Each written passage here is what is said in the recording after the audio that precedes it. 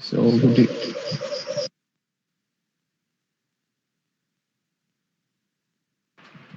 Okay, sorry for that. So good evening, guys. Today let's solve BStat 2009. The subjective part only. So it has 10 questions. The first one is the first question says we have two train lines intersecting each other at a junction theta, making an acute angle theta, and we have city, no, sorry, a station somewhere on one of the lines. Station S. Sir, B stat 2009 though. Yes, sir. I mean, sorry. Yes, yes.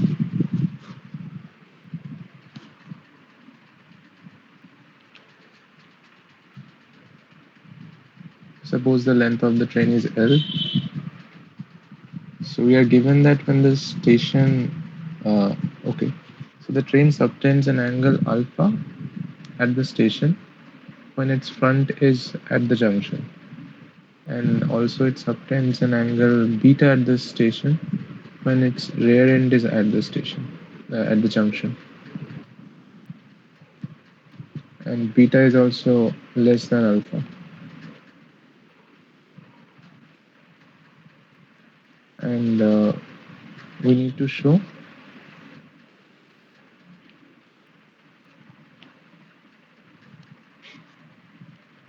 that tan theta is 2 sine alpha sine beta times sine alpha minus theta, alpha minus beta. So we have to find an expression for tan theta.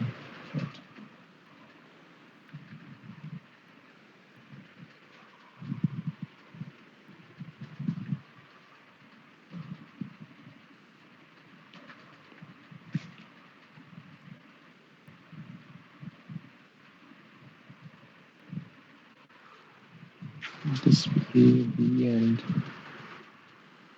the junction, that will be M.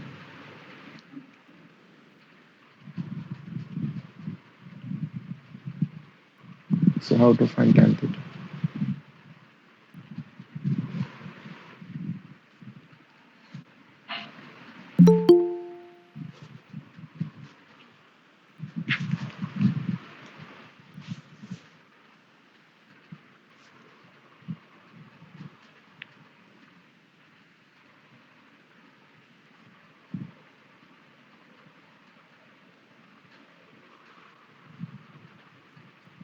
Okay, try it for 5 minutes. Till then, let me also try.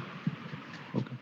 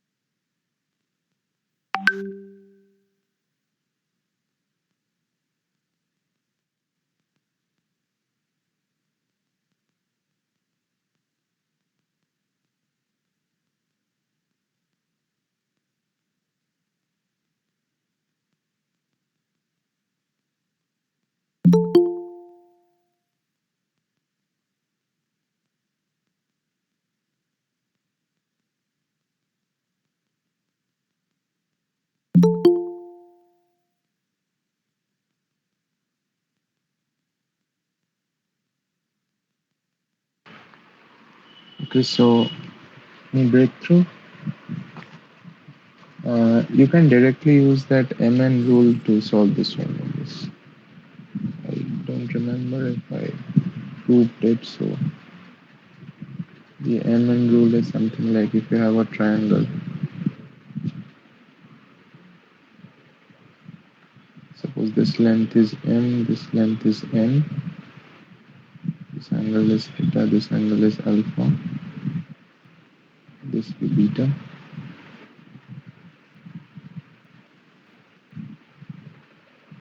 Then you have um, M plus N of tan. M plus N cot theta equals M cot alpha minus N cot beta.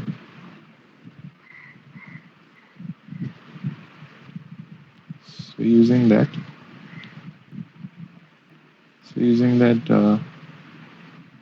here observe that that given beta is actually our alpha and the alpha is actually beta. So replacing that, we get an M and N here. Both are same since the length of the train is unchanged. So L plus L cot theta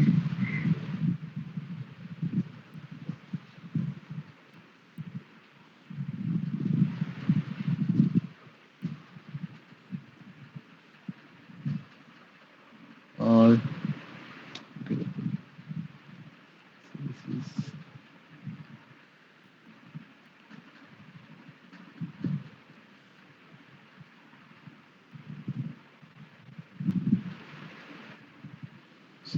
tan theta equals 1 by 1 over tan beta minus tan alpha. Sorry, half times. So that is tan theta is 2 tan alpha tan beta, tan alpha minus tan beta. Multiplying with cos alpha cos beta, we get sin alpha sin beta over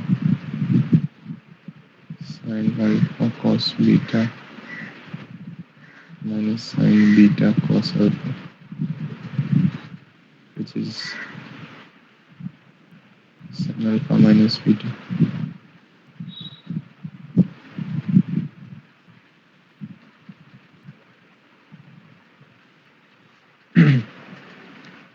And that proves the, Sir, in the exam, is there any marks deduction for step jumping? if you don't like, if it's something really big one, like I don't think I made any step jumps here. Of course, you No, can sir, just directly use the asking. ring. Ju- Just asking, sir. So it in general you get around 7 to 15 marks for each problem. So I think you shouldn't jump steps if you can. If you're in a hurry, then that's what you can do. But I don't know actually, since like I didn't get to see my scripts, right? So it depends on who checks your copies. And it's not mostly professors who check them. They mostly arrange for other students or scholars to check your copies. And they're given some kind of solution that they can check against to the best of their knowledge. They mostly will look for key steps and theorems and results used. So make sure you just name those. Then you can get you can score a lot of part marks. Like you can easily get 6 or 7 part marks for just doing half of the problem in a 15 marks problem.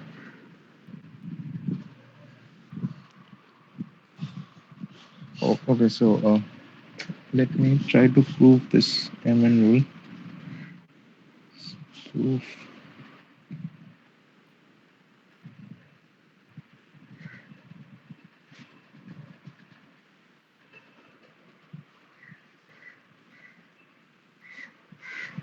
So we basically you reuse the sine theorem twice and on both the triangles ACD and ABD. So will this be H? This is not height though. It's theta.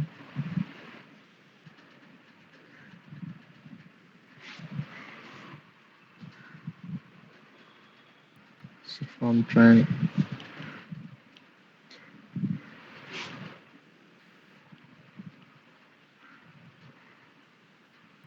triangle ABD we have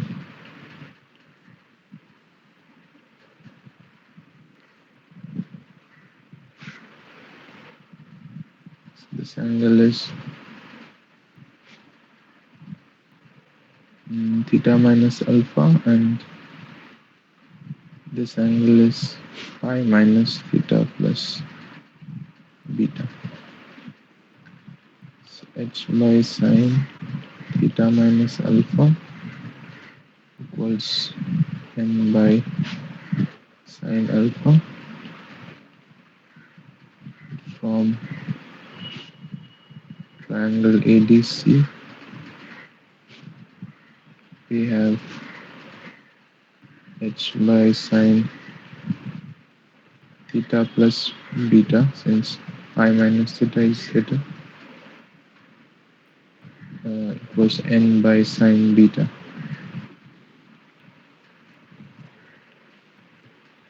So from 1 and 2, equating Q, equating H, we have n sine theta plus beta by sine beta equals to m sine theta minus alpha by sine alpha.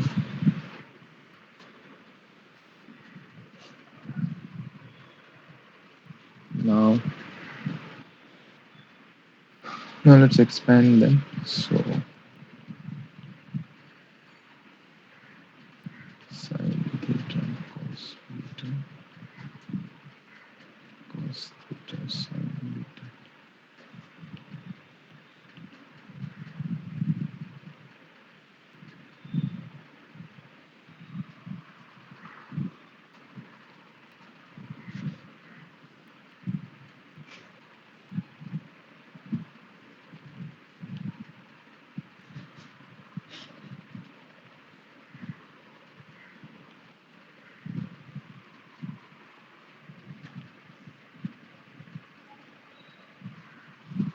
So we need to get tan theta, sorry, cot theta here on the right. So let's multiply everything. So n sine alpha sine theta cos beta, n sine alpha cos theta sine beta, sine beta sine theta cos alpha sine beta alpha theta. We need m plus n.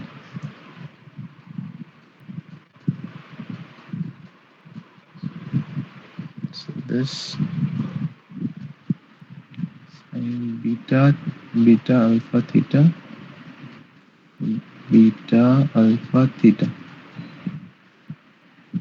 So from that we get n plus n sine beta sine alpha cos theta equals to m sine beta sine theta cos alpha.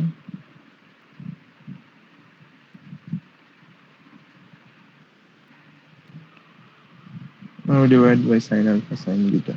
So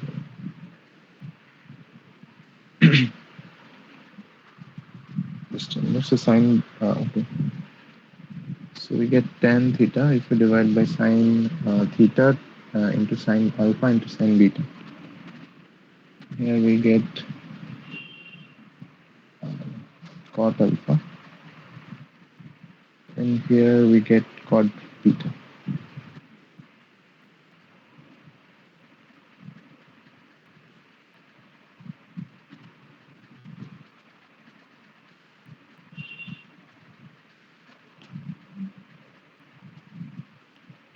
So that proves the MN rule. Okay, so that was the first problem. Next one.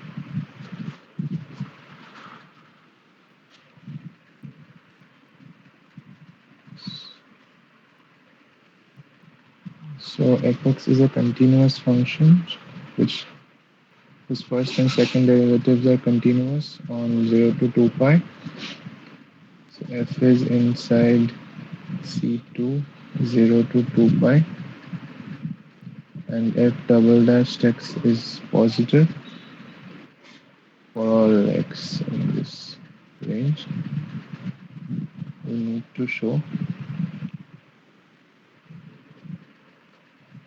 integral 0 to 2 pi of x times cos x dx is positive.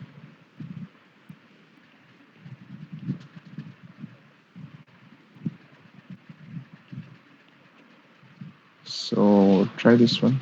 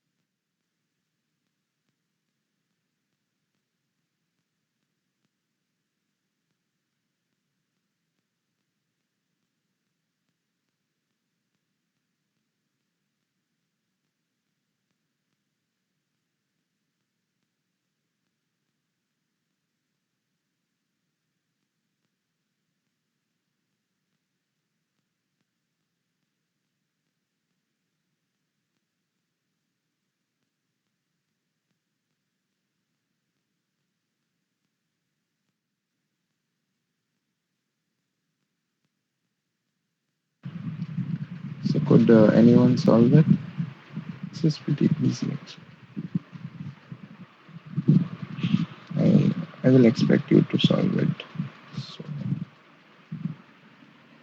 so the intuition is the double derivative is positive. That signifies its slope is continuously increasing. So it must have a kind of this kind of minima kind of thing. So it's concave upwards. And we know how does cos look like in this interval. So, so this is the graph of cos x. So observe that in the positive part, if had this graph been totally flat like this one, then this integral would have equated to zero, right? Since this is half, sorry, this is one, this is one, this is two, this is one, right? So, so this fx is not flat, so that's why the negative part is getting cancelled out. Sorry, I mean the contribution of the negative part. You can think of it that way. So if we bring this graph down so that this becomes our x-axis, so we can define a new function gx as fx plus alpha or fx plus a, such that such that you can define a to be the mean of fx in this interval.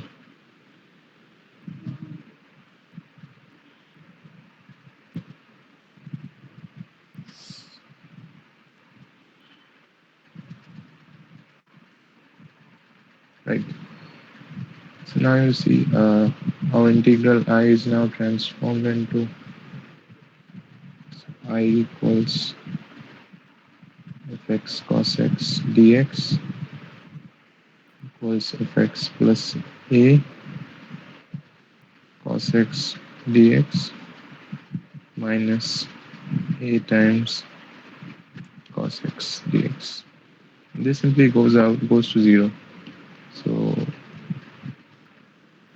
we are left with gx cos x dx. Now we know cos is like this and g is like this. So the negative part is getting is now positive after multiplication, and the positive ones are still contributing to some positive quantity. So it's basically this thing is positive. So if we just want to do it more formally, so uh, let's use integration by parts. So let this be the first function, this be the second one. So from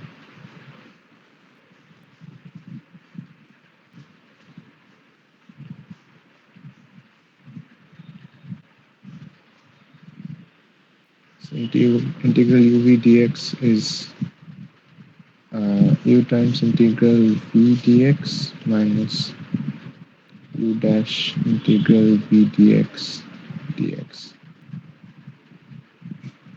So here u is fx, x times integral cos x and 0 to 2 pi f dash x integral cos x dx.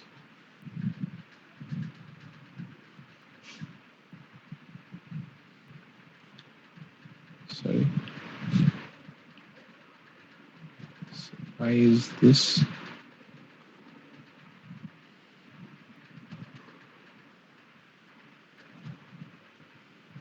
So it is so cos 0 to pi is simply 0. So this term is just 0. No point writing it.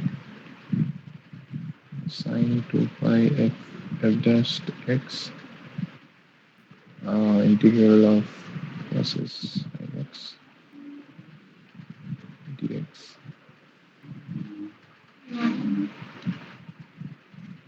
Now we have to split it into two, right? So we have to show each one of them is positive. So this pi, so it's minus 0 to pi, keep the negative sign outside,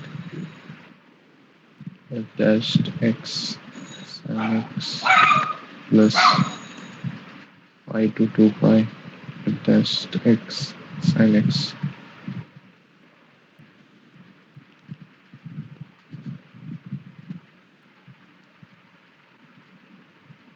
Keep the first one as it is.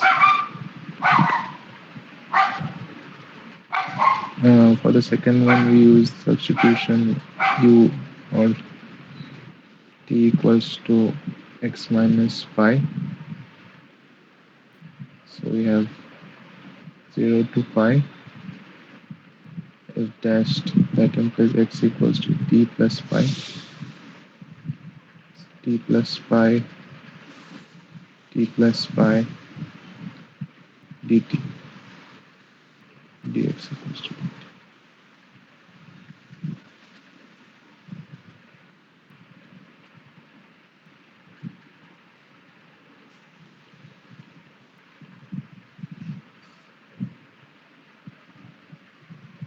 Now sin pi plus t is minus sin t, so it's minus 0 to pi. You can rename the variable to be x. So x plus pi sin x dx.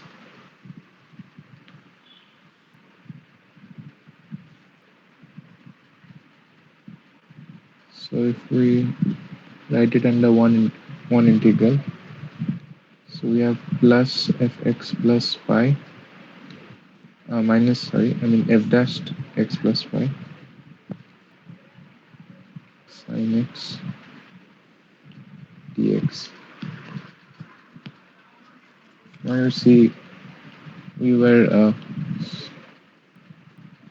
so as f dashed f double dashed x is positive, this implies fx is increasing.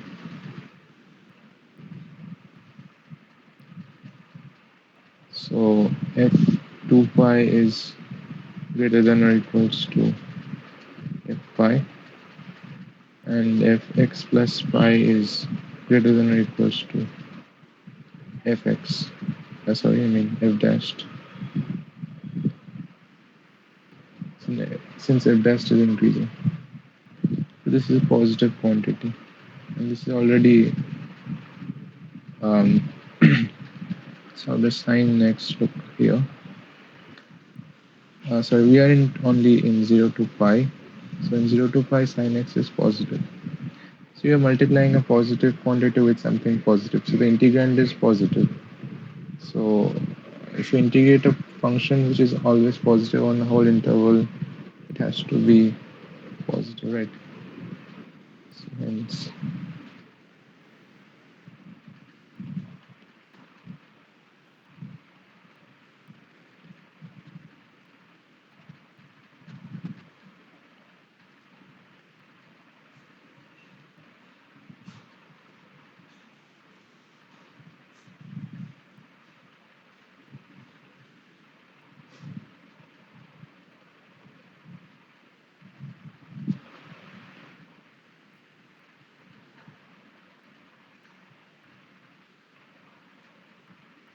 quality was there, I think.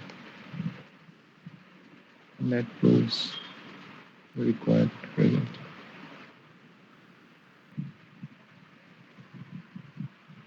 Any doubts, questions?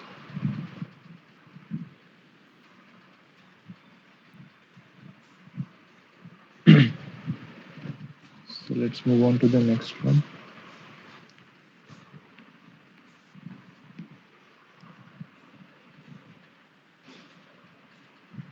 This is a big one. So let ABC be a right angle triangle. Okay.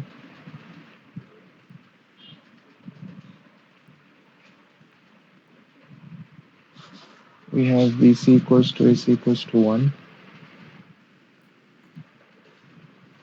Also PB any point on the hypotenuse AB.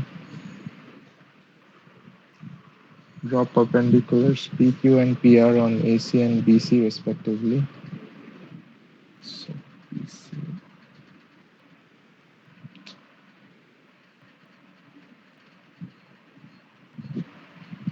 Q.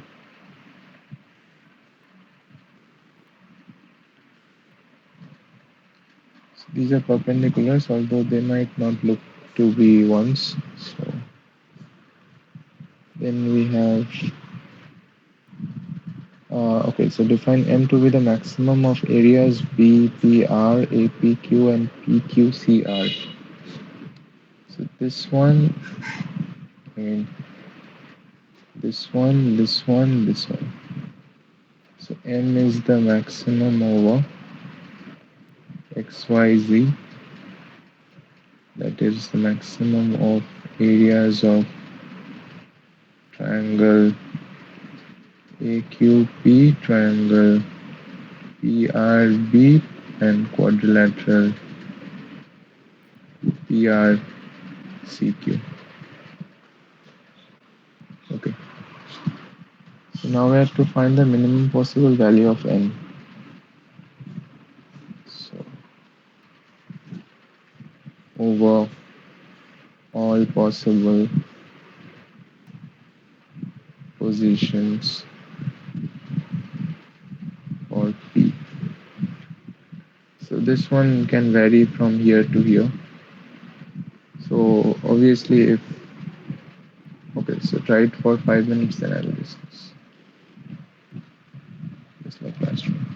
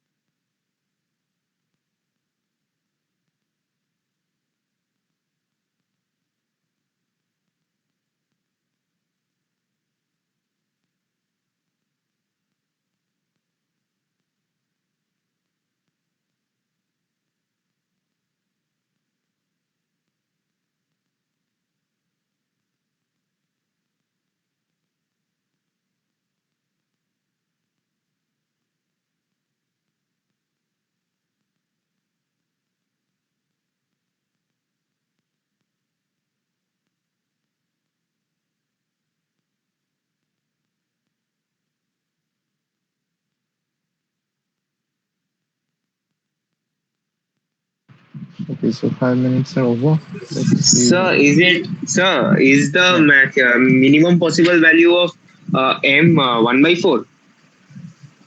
No, it's a bit. Uh, just a minute. Let me see if it's less than that or greater. Yeah, it's a bit less than that. So we need to find the minimum of the maximum value of all the three areas in all possible cases. So just observe that either all three are equal. That is, when P is the midpoint of triangle ABC.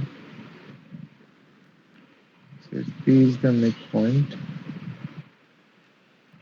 this is one, this is one. By symmetry, all of them are equal like this. So this is half, this is half, this is half, this is half, and this is half. So that implies so then this is 1/4, this is 1/8, and this is 1/8. So you said 1/4, so you thought this is Yeah, the sir. optimal case. So let's see if we just slightly move the P towards the bottom, towards B.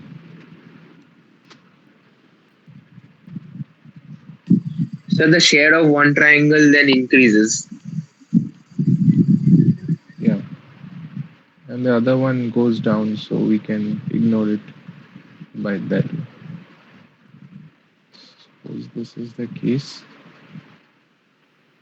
So let this be A, this is 1 minus A,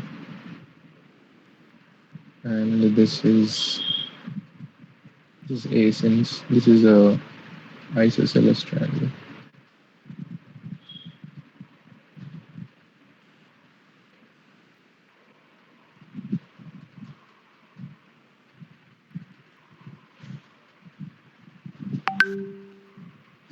Sir, here I actually applied differentiation. Sir, Okay. one of the areas is one by in your. I'm considering your figure. One of them is one by a square. One of them is sorry, half a square. One of them is half one minus a square. One minus a whole square. So Another Z is is a into one minus a. so Z is half A square. X is this is A 1 minus A, so half 1 minus A squared, and Y is a into one A into minus a. 1 minus A. Sir, So I obviously, differentiated in all of this, them. I no, differentiated all of them for we don't the need to maximum differentiate value. all of them. We just know this is like Z is already the minimum of the three, right? So we just exclude them. We exclude that and just see that here we have y greater than x, right? And now as we gradually move the point P towards B, this one will decrease, the Z1 I mean, and similarly the x will increase, the top triangle, and at one time they will be equal. That is, this rectangle, that is y will be equal to x. After that time, we will have x to be greater than y, right? So there are actually three cases, one of which we have already handled when all the three areas are equal. No, I mean not equal, like when it's symmetrical. And the other case is when these two are equal, x and y are equal. And the third case is when the maximum comes from x. Then we can use differentiation to maximize x, right? So let's look at the case when x and y are equal. So x equals to y implies,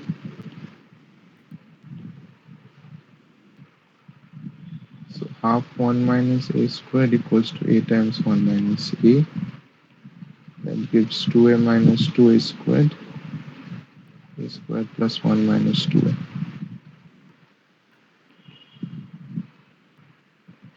So we have 3a squared, right, 3a squared, 4a plus 1.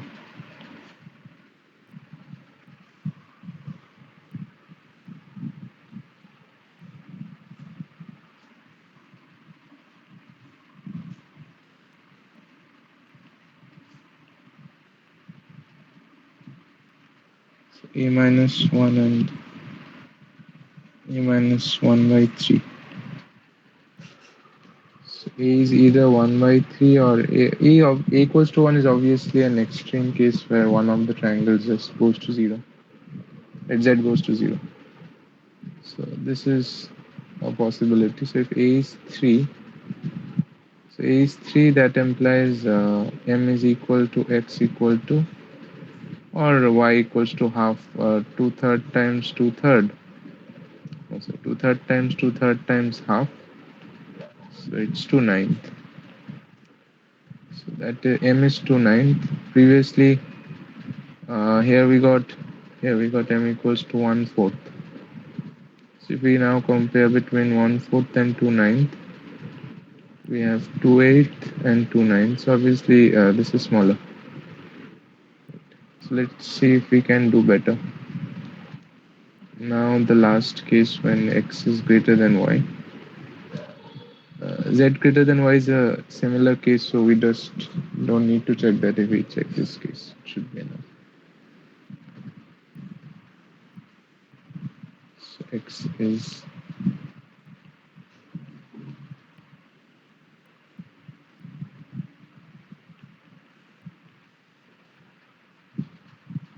1 minus a square is 0, so we can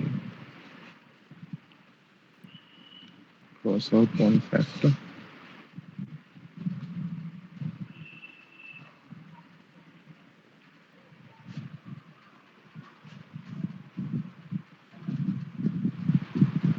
Oh, sorry, 3a. Yeah, so a is basically less than 1/3, which is obvious. So with that, x can at max go to, so limit p tends to b, x equals to limit p tends to b, a tends to 0, 1 minus a squared by 2. That is half, right? So obviously half is way larger than all the 2 we have found. This is the answer, 2/9, right? Means minimum of m over all possible values of p is 2/9.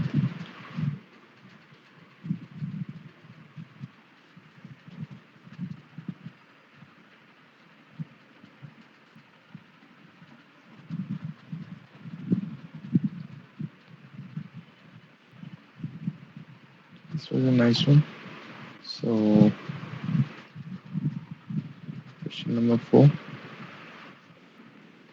A sequence is called an arithmetic progression of the first order if the difference of the successive terms are constant. So if we have a normal arithmetic progression like 2, 4, 6, 8, so on, the even numbers. So then the difference sequence for delta 1 is 2, 2, 2, 2. So you see all of them are constants. So that's what a first order difference sequence or first order arithmetic progression is. So this is called a first order AP. To generate a second order AP, we can take this one and to bring it down.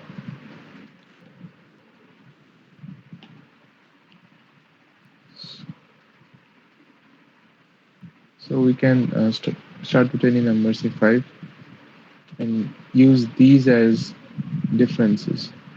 So 5 plus 2 is 7, 7 plus 4 is 11, 11 plus 6 is 17, 17 plus 8 is 25, I guess. Hmm. So this is a second order AP. And so on, you can keep on generating higher orders arithmetic progressions. Though, but we generally call this one arithmetic progression, and these ones are not. Like, this is not. These are not AP, but we still can extend the definition of AP, first order and second order. Okay, so the question says, the difference of successive terms form arithmetic progression of first order. Yeah. In general, for k greater than or equals to 2, a sequence is called an arithmetic progression of kth order if the difference of the successive terms form an arithmetic progression of the k minus 1th order. So given one is, I guess, third order. Okay, so yeah, so the given sequence xn is 4, 6, 13, 27, 50, 84. The first order difference sequence is 2, then 2, then 7, then 14, then 23, and 34.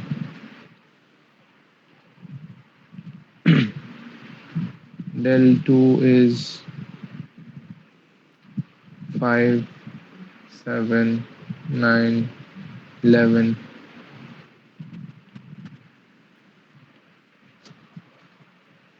and now we're getting only 2's. Okay. So yeah, you're right. It's third order. So this is a third order AP. Now we have a part question. Okay, so are the first six terms of an arithmetic progression of some order? What is the least possible order? Find a formula for the nth term of this progression. So what about the formula? What is TR?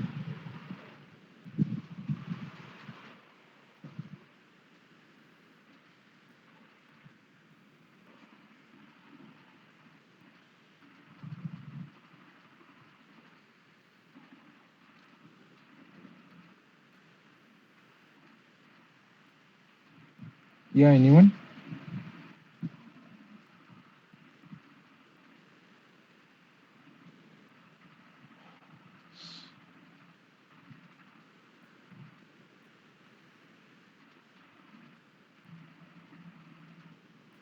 Actually, I'm just trying to find that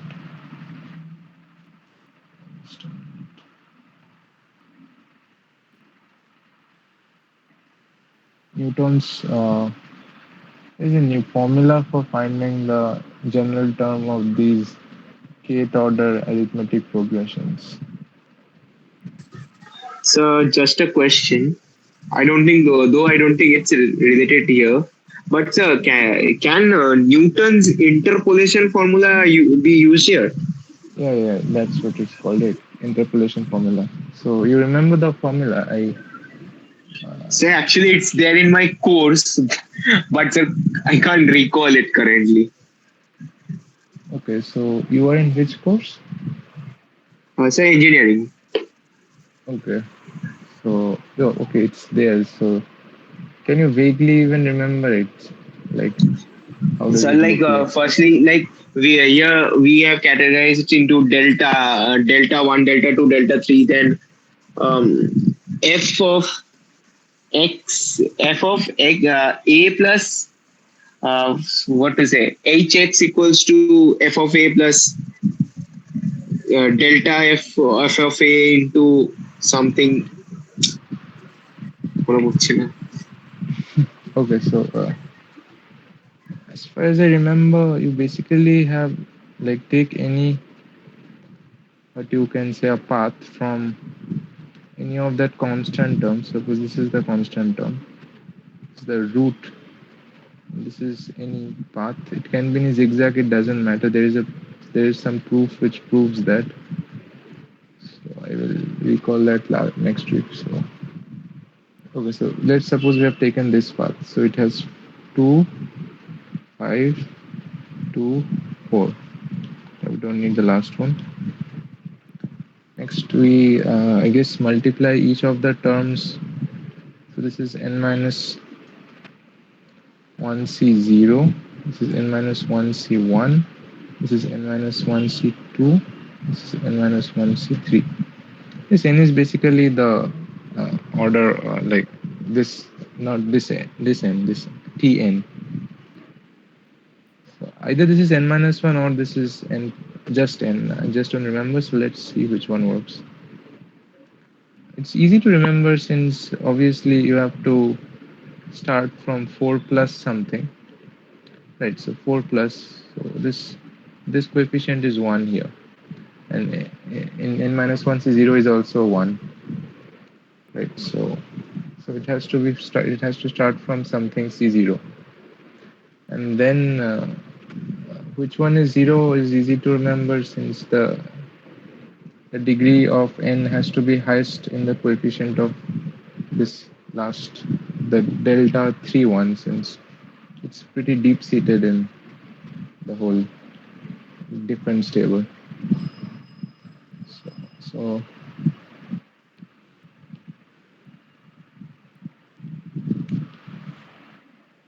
so 4 plus n minus 1 times 2 plus n minus 1 times n minus 2 times 5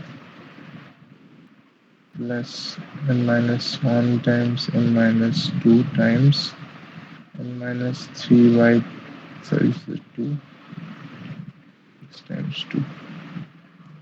Let's see if it works for n equals to 1.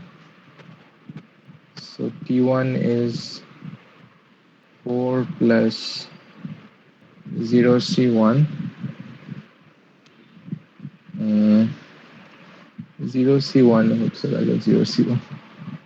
0c1 is 0 factorial, 1 factorial, and 1 minus, 0 minus 1 factorial. So that's not defined. So it's 0. So 0 times 2 plus, all of them are 0. Okay. Let's instead try to find t3. That should be easier. t3 is 2c0, 2c1, 2c2, 2c3. This is 4 plus 4 plus 5 plus 0. So it's 8 plus 5, that is 13. Yeah, so T1, T2, T3. So formula works. So you can just simplify this Tn to, should look something like n cubed by 3 plus n squared by 2 minus 11n by 6 plus 5. Do check it out. It's written here. This should be something.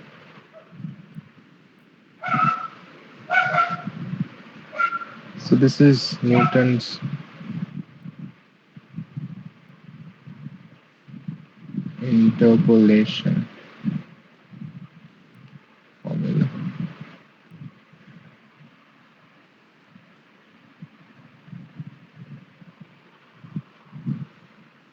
It's actually there in our second semester too in ISI. So when you join ISI, you will find this again in your syllabus in second semester. I guess the course is called. So there aren't like, any restriction for methods, right, for the exam? no, there aren't. There are just no restrictions, but you have to write the mention the result properly and it's with its name, or if you don't remember, you have to mention the result properly. And if it's well known like this Newton's interpolation, then it should be accepted. Or even if it's not accepted, uh, then you can always work out that result why it should be true like that. So hmm, this was problem number 4. Now problem number 5. So a cardboard box in the shape of a rectangular parallelepiped. Okay, so how does a parallelepiped looks like? I guess it's something like mm, how to draw it.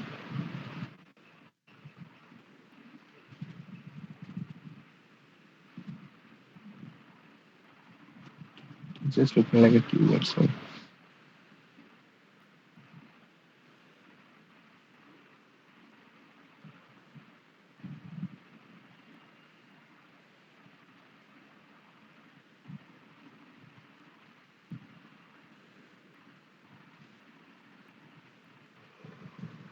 So that's how it should look like.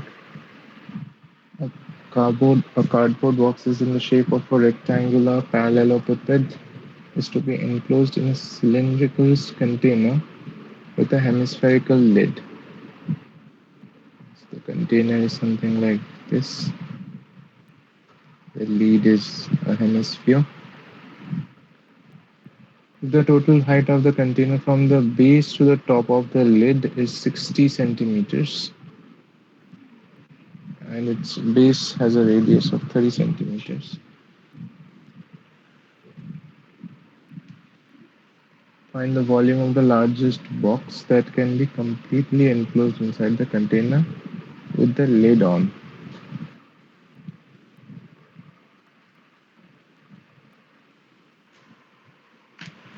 Just a minute, let me confirm what is a parallelepiped.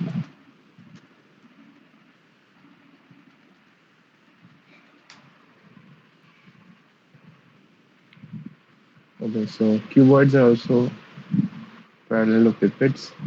So basically, these three angles, alpha, beta, and gamma, they can be anything from more than 0 to less than 180. Right. So you have to find the largest volume. Okay, so the largest volume of the box completely enclosed in the container with the lid open.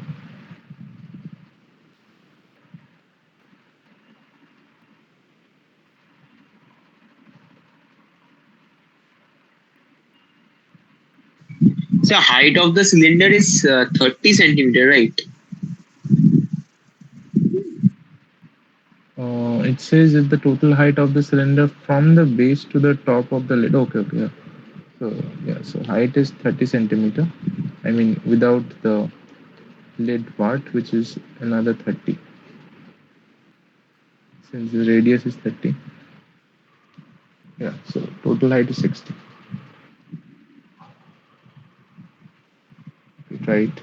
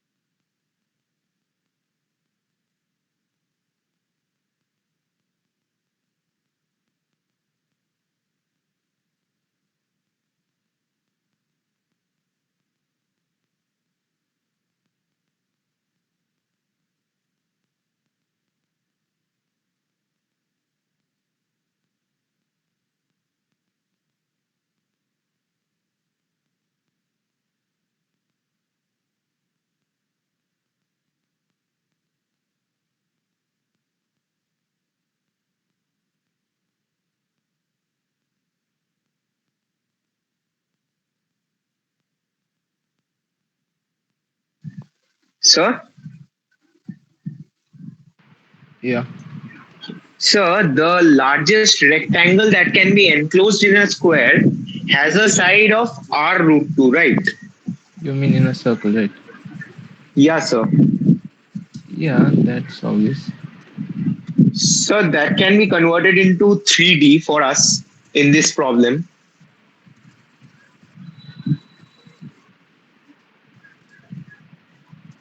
So this Like is we, r, this is r, this is 2r by root 2, that's r root 2. so we So can the just convert area it into is, 3D. you mean, like how do you, like what is the height of this? Yeah, sir. So, That's where I am coming. So then, so we got length and breadth as r root two. Now hmm, height is 30 plus r by root two, cause the lid is hemispherical. So if we imagine it in a 2D version, then the I mean the remaining height comes as r by root two, means root two r by two. So just consider a half circle instead of a full circle. Yeah, sir. so this is obviously r by root 2 since this is already fixed. But how do you like argue that this is the maximum possible volume for you? Remember the whole structure gets extended. So if we just increase these widths, what if the whole thing reduces in height, but somehow it becomes larger in volume? You have to So the parameterize the volume volume, terms. so the cylinder's volume is fixed now, and we just did Hmm. that the r by r root two thing.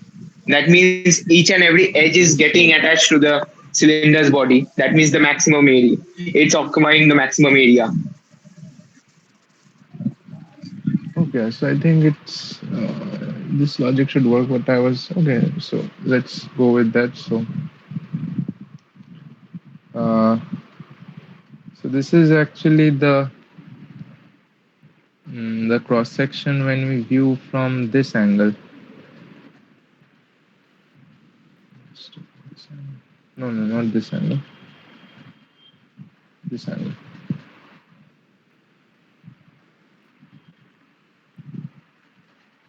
So here is our eye.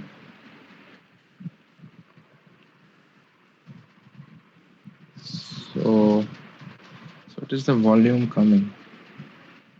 So this here is 30 and this here is 30 by root 2. The total height h is 30 times 1 plus 1 by root 2. And the cross section is fixed. Cross section is r root 2. R root 2 squared. So we have 30 cube times 2 plus root 2.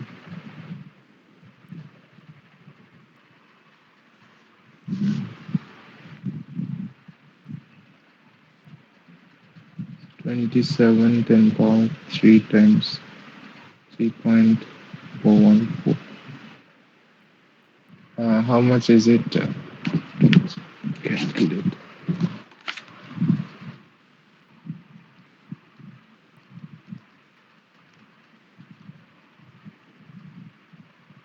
It's around 92178.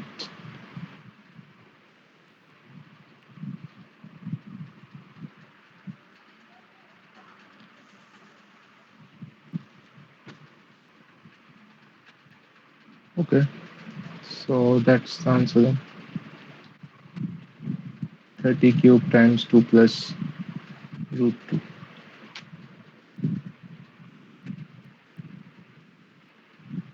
This was pretty easy. I don't know why they gave it. So now question number 6.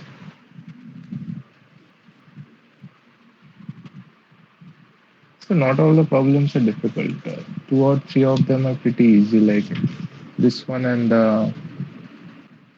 and that integration one, integral 0 to 2 pi, second one. The first one was, yeah, was easy, but you just have to know that MN rule and all that. Third one was a bit tricky. Fourth one, you have to know Newton's interpolation formula. Okay, so now the sixth one. So is there any high school method of solving the fourth one? High school method, like what? So Newton's interpolation is definitely not a high school method, but so I am asking, any is there any high school method of solving that? Oh, uh, actually, Newton's interpolation method, I learned it in high school. I don't know why. Probably because I guess you can prove that pretty easily using some combinatorial argument and all that. So, high We can school basically method. prove that if the sequence is an, then an plus 1, like an, no, not there in indices, an plus 1 Yeah, an plus 1 is. is equal to an plus n square plus 2n minus 1, and then use telescope, n square plus 2n minus 1, and then use telescope. Like an plus 1 minus an will telescope, right? And Okay, then we have so a1 is equal to 4. And so we can prove this. you mean you are Yeah. just doing it for this particular example, right? uh, yeah, I mean, this is given, right? We have to find the general follower for this only, right? Yeah, yeah. But what if it I mean, was a difference six sequence? I mean, a sixth order AP. it uh, You won't find I that mean, this so easily. Yeah, you have to do that recursion. I I guess three times over, right? okay, okay, we have to find a general follower for this, or what? I thought we have to find the general follower for this sequence only, for this 4 6 Yeah, yeah. 13, We for this yeah, particular. here in this question we have to find general formula for this one. But I am just saying in general, if you have to replace Newton's interpolation method, then I mean, I'm then not saying it is a replacement, it is just for this case. okay, okay, okay. Here you can use telescope, yeah, of course. Because it is asked in ISI, so there must be some easy way. Okay.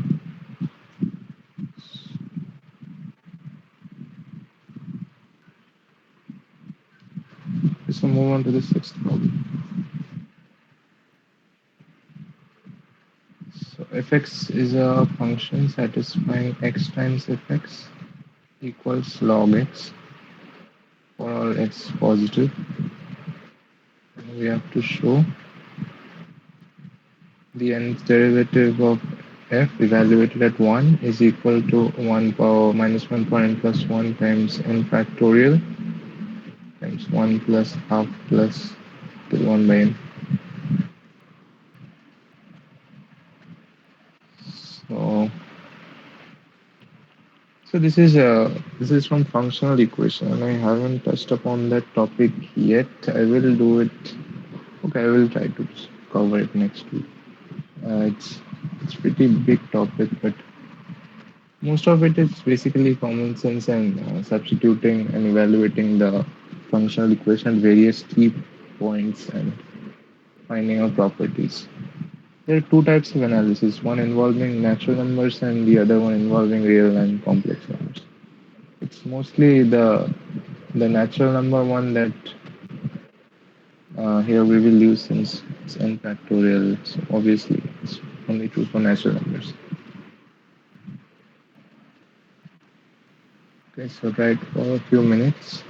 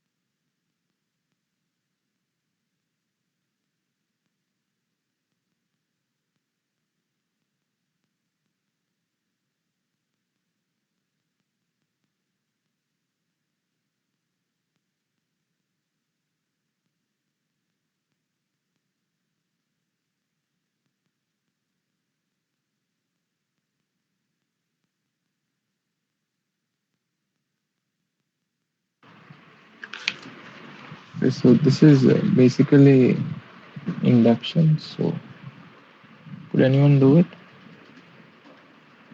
Just Sir, does series expansion help? series expansion. You don't actually have analytic properties of f. We have to assume it. So you mean Taylor's expansion, right? Yeah, sir. You don't need to do so much. Like, you just need to show it for natural numbers for n. Uh, Here n is the inner derivative of function f, right? So n is a natural number. So whenever it's a natural number, just use induction straight away. So if we differentiate this, assuming f is infinitely often differentiable, so first order derivative is f(x) plus x f dash x is 1 by x.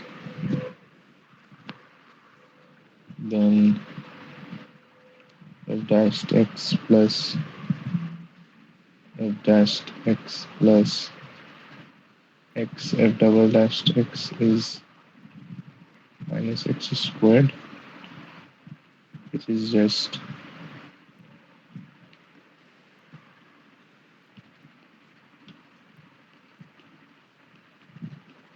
twice fx f dash x. So f dash is f1.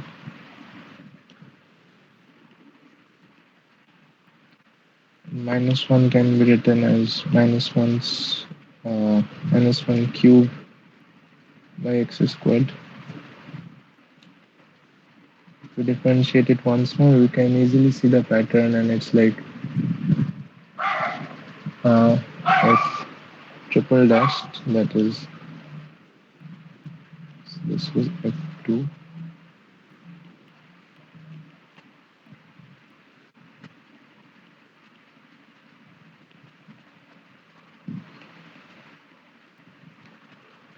and so on. And you can use induction to establish this pattern and prove that minus 1 power n plus 1 um, just a minute. Oh, okay, sorry. We have a 2 here, right? So yes, it should be n minus 1 factorial by x power n equals x times f n x plus n f n minus 1x. Right. So prove it by induction.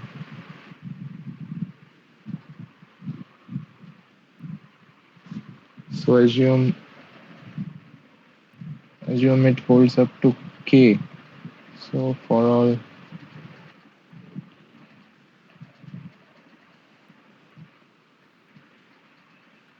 call the statement p. So p holds. So call the statement pn.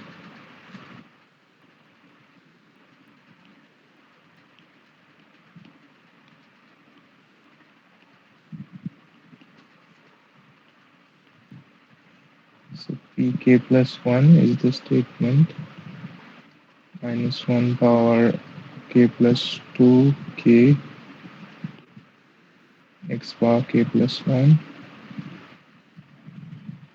x f k plus 1 x n k x. So we need to show this.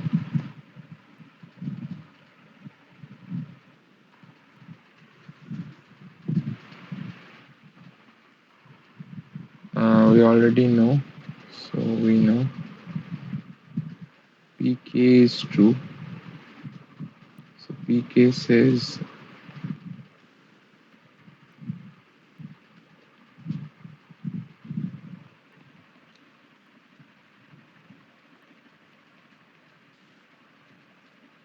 Sorry, I left one in.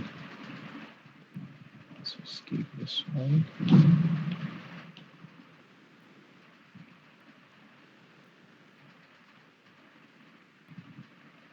Okay. So now let's differentiate it. So we have minus 1, so it's k plus 2, and a k that makes it k factorial. On the right hand side, we have differentiating x, we have fkx plus differentiating fk, we have fk plus 1x, and second term we have k times k minus 1 times just a source power k times fkx, which is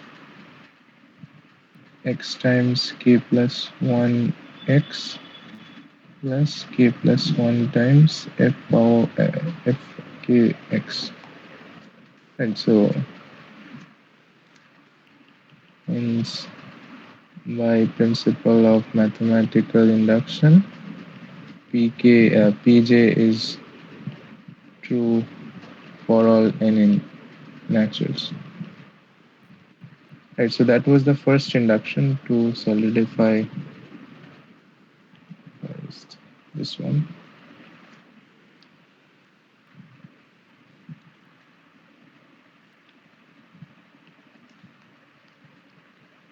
Now we have to prove the required result. So we can manipulate it a bit.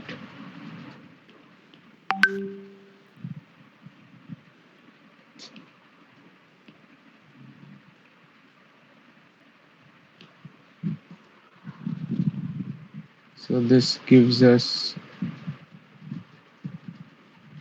okay, so now induction 2 is we have to show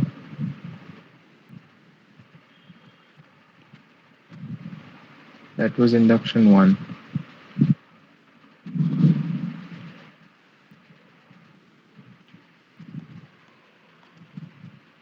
So now we have another statement Qn, which says Fn1 is minus 1 power n plus 1 n factorial and sum over I runs from 1 through n 1 by I. Similarly, base case is already true. Base case is, sorry for the bad.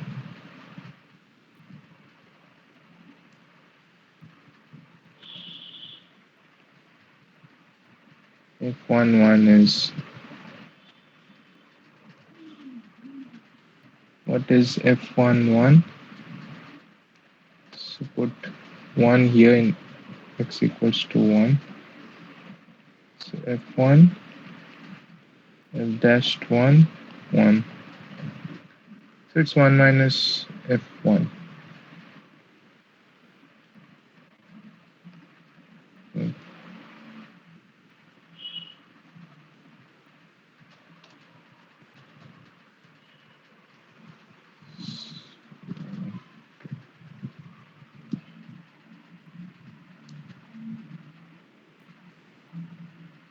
Just a minute. Do we know the value of F1? We don't, right? Okay, so first we have to put 1 in that equation to know the value of F1. So this was our original equation. So, so before doing all this stuff,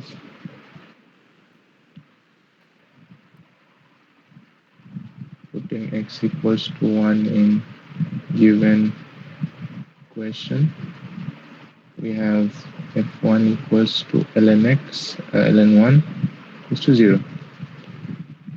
So now that gives us the license to make it minus 0. So base case holds, right? Now we have the induction assumption. say that it's true for all j, qj is true for all j in the set 1 to up to k. Now we have the statement qk, which has fk fk1 plus so k plus 1 k factorial sum over 1 by I 1 through k. Now we just differentiate it as we always. We can. Okay, so we can now use this result that right, this one. Call it 3 from 3 and 4. So this is 4. We have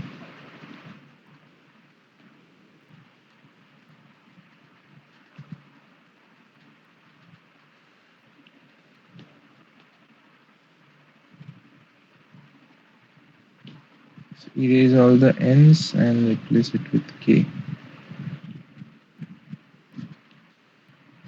K, K, K, K, and K.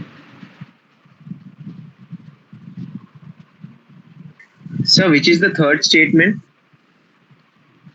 The one that we proved in our first induction. This one.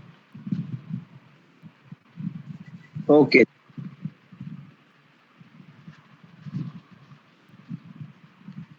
Okay, so we have to actually put k plus 1 here, right? So k plus 1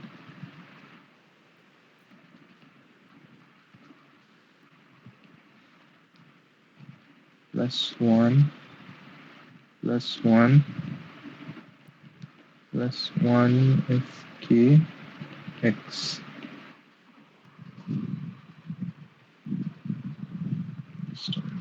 What is this statement? Okay, so here we have k only. I hope this is true. So now we have fk plus. So we are putting x equals to 1 here.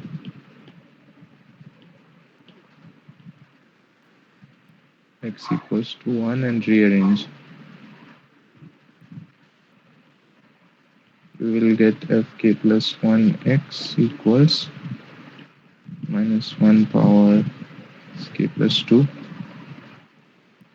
k plus 2, k factorial. This is just 1 minus k plus 1 fk1. Now we know the value of fk1 from 4 from our induction hypothesis. So substituting that,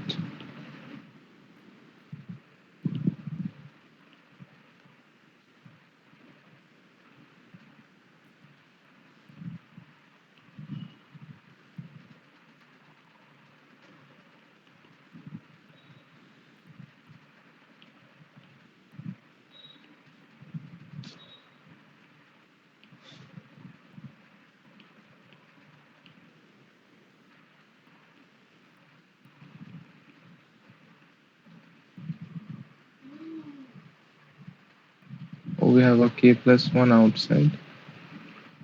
This one. Take k plus 1 factorial common. First term gives 1 by k plus 1. This minus 1 goes inside here. So we have minus 1 power k plus 2. Okay, so that gets out of the bracket since we're taking minus 1 power k plus 2 common. So here we get a plus. This k plus 1 factorial gives us a 1. So 1 through 2.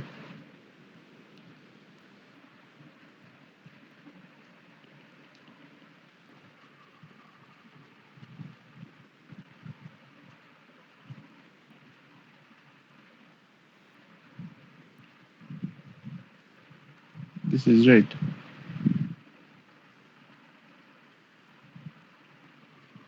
Yeah.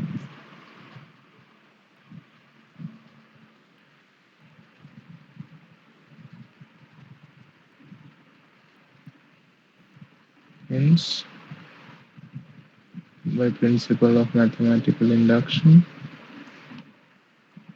Qn is true for all n,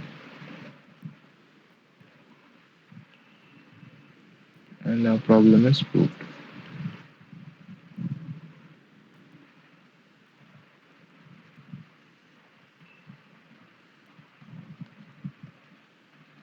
Pretty lengthy one. Unfortunately, we're running out of time. Let's at least know what the problem 7 is.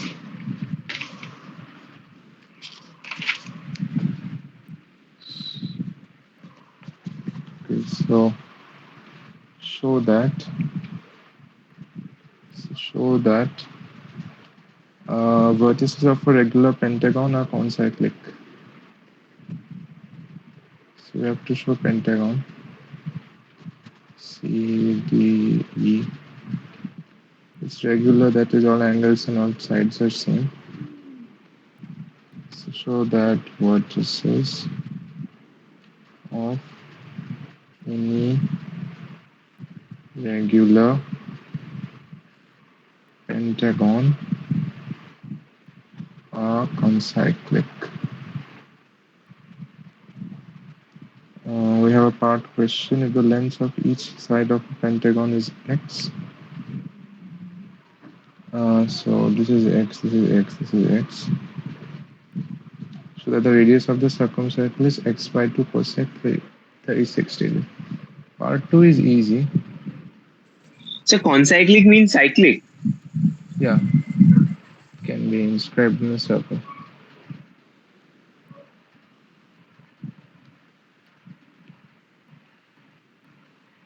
So this central angle is 360 by 5.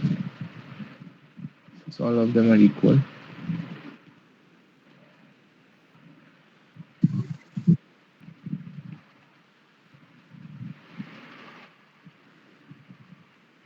So theta is 72 degree. This is theta by 2. This is 72 by 2. So it's 36.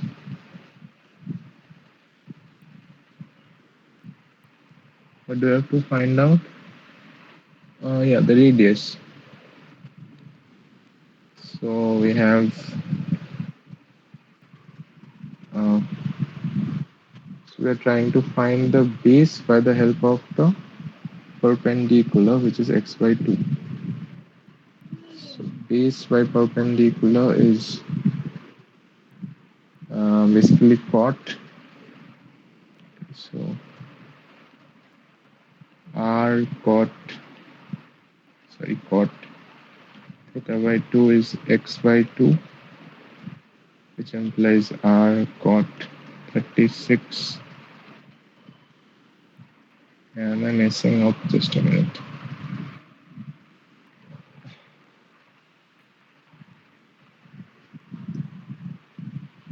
So we have to find the perpendicular by the help of the base.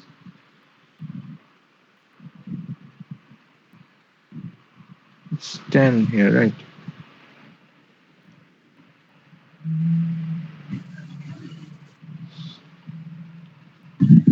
So why are you using cot? Yes, it's 10, right? Sir, we have to find the radius of the circumcircle. So that means it's Okay, oh, what to say, sorry. sine theta we Yeah, will this is use, sine called, theta by 2. yeah.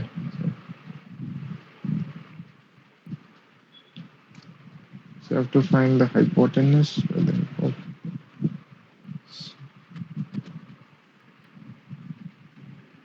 R sine theta by 2, that's R sine 36 degrees equals x by 2. So x is, no, we have to find R. So R is x by 2 cosec 36 degrees,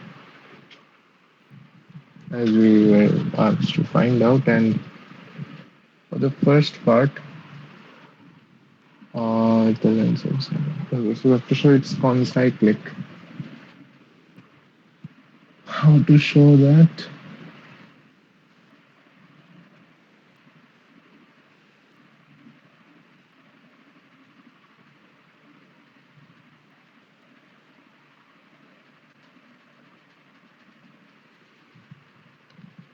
So we have to generate a construction for the circle.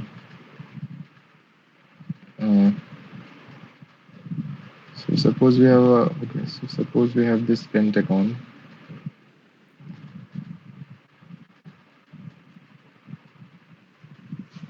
What can we locate? Okay, so let us pick these three vertices.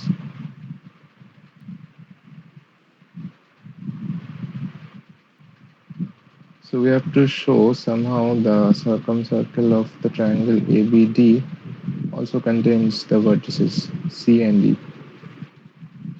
We can simply use the angle argument, right? Because it is regular pentagon, so every angle is nicely defined, and we can show that opposite angle sum is 180 and something like that. So it will be done, right? Yeah, yeah, it should be easy. Right. Okay, so opposite. So we have to now divide it into quadrilaterals. So let's consider C first. So A, B, C, D. C is here. We know this angle is 360 minus, no, not 360.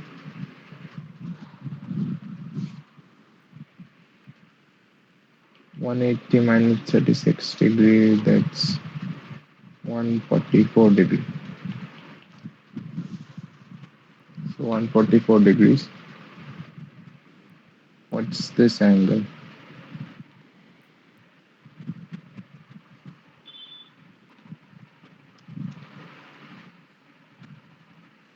So this angle is 72 degree. This angle is 36 degrees. So this angle is 180 minus 36 by, oh, just this is,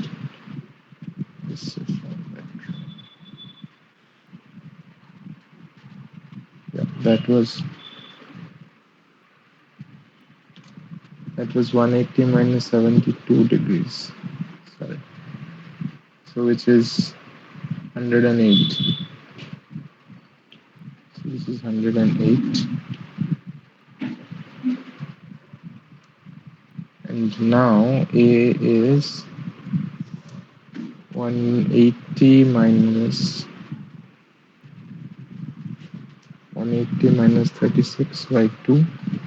So 144 by 2, that is 72. Yeah, so 72 plus 180 is 108 is 180, right? So ABCD is concyclic, and a similar argument will show us that E and B are like A, B, D, E are concyclic. So that implies quadrilateral ABCD are concyclic. Similarly,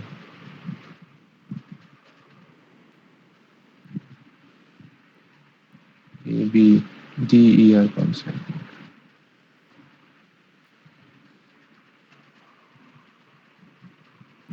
So that proves okay.